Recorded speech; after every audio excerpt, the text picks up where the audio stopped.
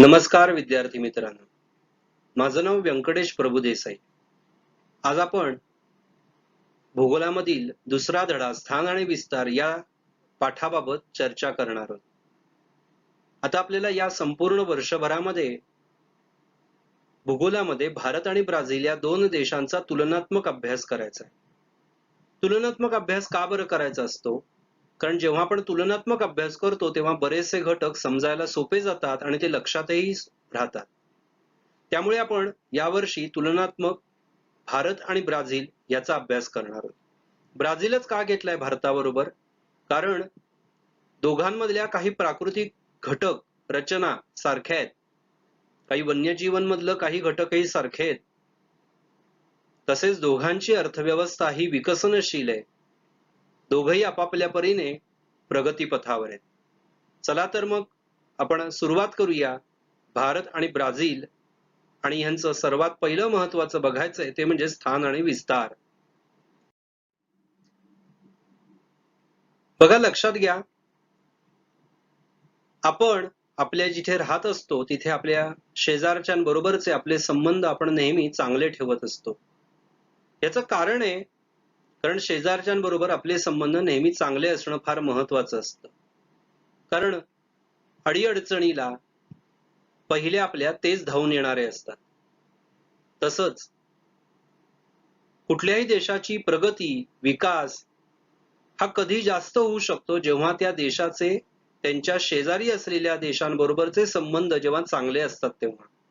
आणि म्हणून आपल्या शेजारील असलेली राष्ट्र कोणती आहेत, त्यांचे आणि आपले संबंध कसे आहेत हे बघणं फार महत्वाचं ठरतं.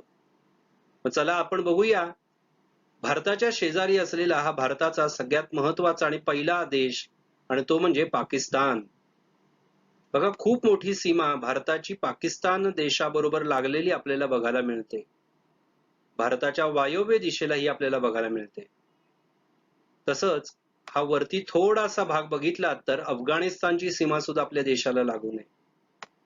मग आहे ही इथून इथपासून सुरू होते ती साधारण इथपर्यंत, बघा इथपर्यंत ही आहे चीन देशाची सीमा लागलेली आहे. थोडीशी इथे परत चीनची सीमा लागून आहे. इथून परत चीनची सीमा होते सुरू, ती साधारण या इथपर्यंत. म्हणजे हा सगळा जो भाग आहे हा चीन आहे इथे. इथून आहे हा सगळा, हा तो म्यानमार देशाची सीमा आपल्या देशाला लागून आहे. हा आहे बांगलादेश, त्याची सीमा आपल्याला लागून आहे. बघा इकडे हा नेपाळ आहे. म्हणजे इथे बघायला गेलं तर चीन आणि भारताच्या मध्ये नेपाळ आहे. इथे भूटान आहे. ही जी वरती बेट दिसत आहेत ही अंदमान निकोबारची बेट आहेत. हा भारताचा भाग आहे. आणि इथे शेवटी आहेत ही निकोबार बेट आहेत. इथून पुढे इंडोनेशिया देश जवळ आहे. हा श्रीलंका आहे. ही लक्षद्वीपची बेट आहेत. हाही भारताचा भाग आहे. आणि त्याच्या जवळ असलेली ही जी बेट दिसत आहेत ही मालदीवची बेट आहेत. मालदीवची छोटी छोटी बेटांचा असलेला हा एक देश आहे.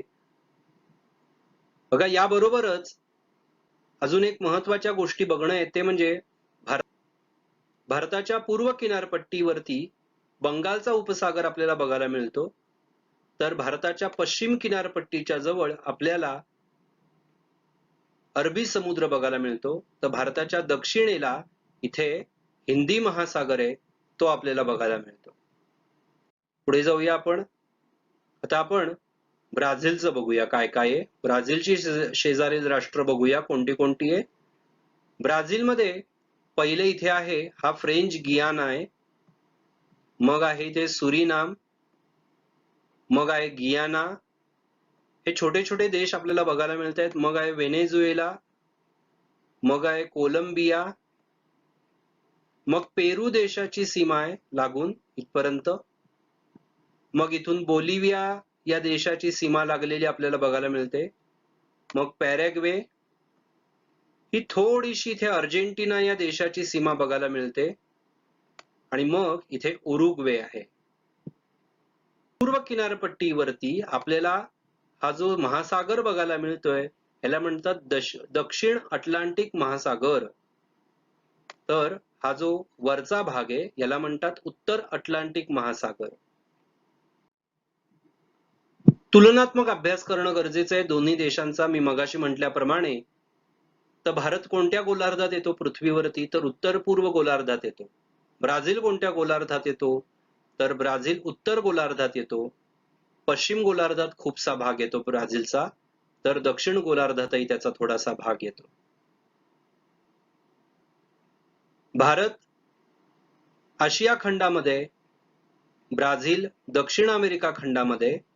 भारतावर सुमारे 150 वर्ष ब्रिटिशांनी राज्य केलेलं बघायला मिळतं, तर ब्राझीलमध्ये पोर्तुगीजांनी साधारण 300 वर्ष राज्य केलेलं आपल्याला बघायला मिळतं.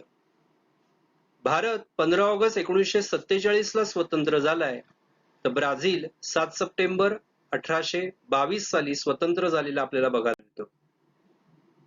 भारताच्या मध्यातून कर्कवृत्त जाते, तर ब्राझीलच्या उत्तर भागातून विषुववृत्त आणि दक्षिण भागातून मकर वृत्त जाते. लोकसंख्येच्या दृष्टीने जगात भारताचा 2रा क्रमांक लागतोय, तर ब्राझीलचा 5वा क्रमांक लागतोय. बघा, वेगवेगळे नृत्य प्रकार भारतामध्ये प्रसिद्ध आहेत. संस्कृती वेगवेगळी आहे, त्यामुळे विविध प्रकारचे नृत्य प्रकार आपल्याला भारतामध्ये बघायला मिळतात. भरतनाट्यम हा एक नृत्याचा प्रकार आहे, हा तमिळनाडू मधला प्रसिद्ध आहे. कथकली हा केरळ मधला प्रसिद्ध आहे. लावणी हा महाराष्ट्रातला आहे. ब्राझीलमध्ये मात्र सांबा नावाचा नृत्य प्रकार प्रसिद्ध आहे, तो आपल्याला बघायला मिळतो तिथे. भारताचा अक्षवृत्तीय विस्तार ब्राझीलपेक्षा जास्त आहे. भारतात 29 घटक राज्य आहेत, 7 केंद्रशासित प्रदेश आहेत आणि ब्राझीलमध्ये 26 घटक राज्य आहेत. कदाचित तुम्हाला आता प्रश्न पडला असेल की भारतात 29 घटक राज्य आणि 7 केंद्रशासित प्रदेश कसे काय बरं? कारण गेल्या वर्षी काही बदल झालेले आहेत हे आपल्या सर्वांनाच माहिती आहे. तर हो, खरं आहे, बदल झालेत हे खरं आहे. आता काय झालंय, 29 घटक राज्याच्या ऐवजी 28 घटक राज्य झालेत, कारण जम्मू काश्मीरचा राज्याचा दर्जा काढून घेतलेला आहे, त्यामुळे ती झालीत 28 घटक राज्य. आणि 7 केंद्रशासित प्रदेशच्या ऐवजी झालेत 8 केंद्रशासित प्रदेश. कसे ते मी तुम्हाला सांगतो. जम्मू काश्मीरचा राज्याचा दर्जा काढून जम्मू आणि काश्मीर हे स्वतंत्र केंद्रशासित प्रदेश केलंय, तर लडाख हे केंद्रशासित प्रदेश त्याच्यातनं वेगळं केलं. आणि पूर्वी दादरा नगर हवेली आणि दीव दमण ही 2 वेगळी केंद्रशासित प्रदेश होती, ते आता दोन्ही एकत्र मिळून केंद्रशासित प्रदेश केलेले आहेत आणि म्हणून त्याची संख्या आता 8 झालेली आहे.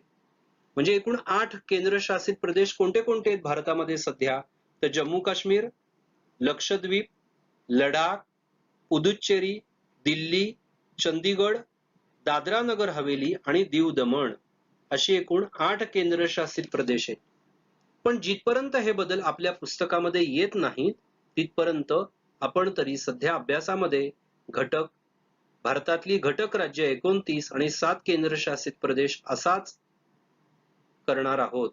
त्यामुळे ही एक गोष्ट लक्षात घ्या, जेव्हा हे बदल पुस्तकामध्ये येतील तेव्हा आपण सुद्धा ते बदल स्वीकारायचे. तुम्हाला यावर्षी या दोन्ही देशांचा अभ्यास करताना दोन्ही देशांमधली ही राज्य पाठ होणं फार महत्वाचं आहे.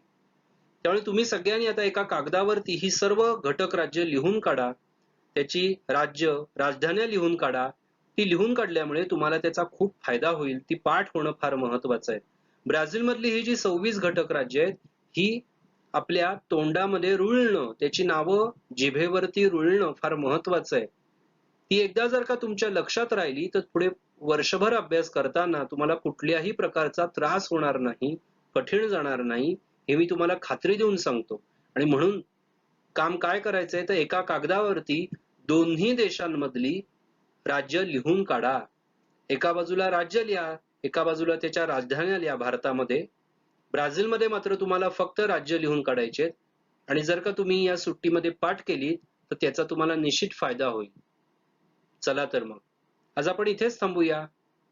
तुम्हाला माझा व्हिडिओ जर का आवडला असेल तर लाईक करा आणि माझ्या चॅनलला सबस्क्राईब करा. धन्यवाद.